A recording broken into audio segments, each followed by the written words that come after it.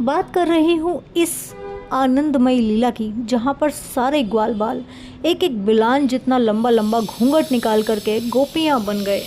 एक ने पूछा, क्यों रे मधुमंगल, कैसे लग रहे हैं? मधुमंगल बोला, दिख थोड़े रहे हैं, घूंघट कर रखा है। और क्या क्या सोचा है, किस तरीके से अंदर जाएंगे? आज तो शाम को हल्दी लगनी है।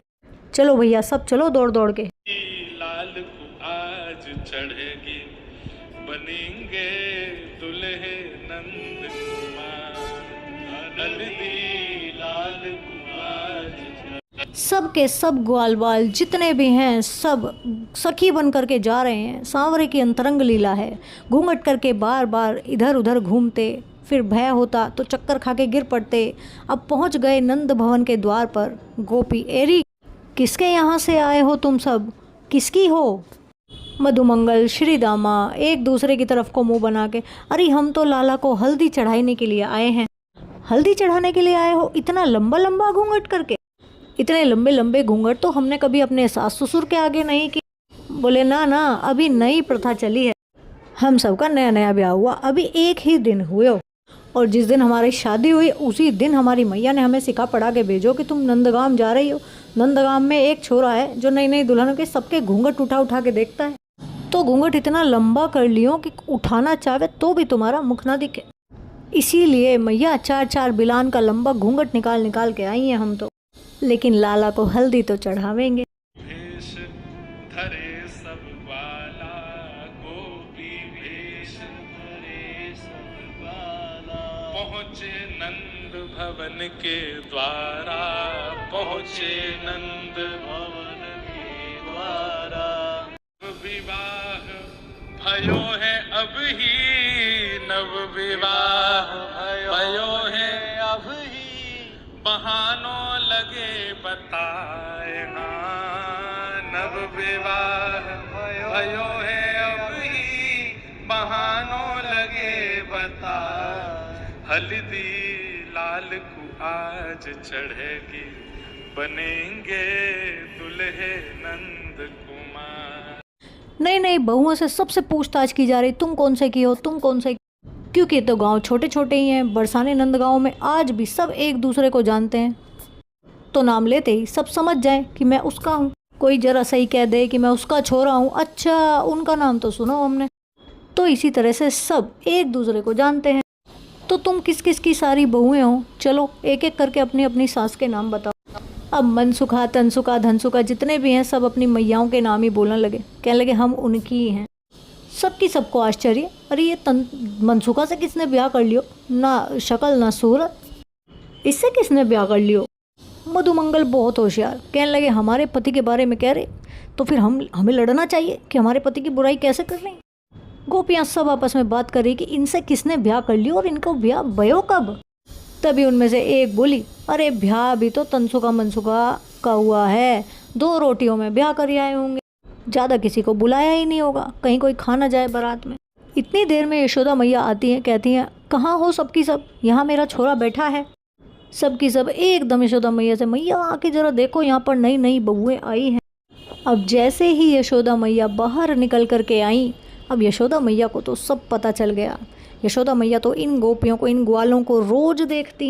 और सारे ग्वाल बाल मिलके कितने नाटक करते हैं, क्या क्या खेल करते हैं, सब पता है मैया को। मैया जैसे ही बाहर आई तो सारे ग्वाल बाल मैया को देखते ही घबरा गए। मैया पूछने लगी, अरे कौन सी गोपी है, चल नाम बता अपना। एक कहने, अरे मैया मैं तो उसकी हूँ। मैया कहने लगे, उसको तो मैं जानूँ, वो तो मेरी सखी है, उसके बेटे का कब ब्याह हुआ? सब के सब कुछ ना कुछ बहाने बताने लगे, हम उसके ऐसे ब्याह हो गए हो, ऐसे हो गए। मैया ने इतनी देर में सारी की सारी गोपियों के हाथ देख लिए।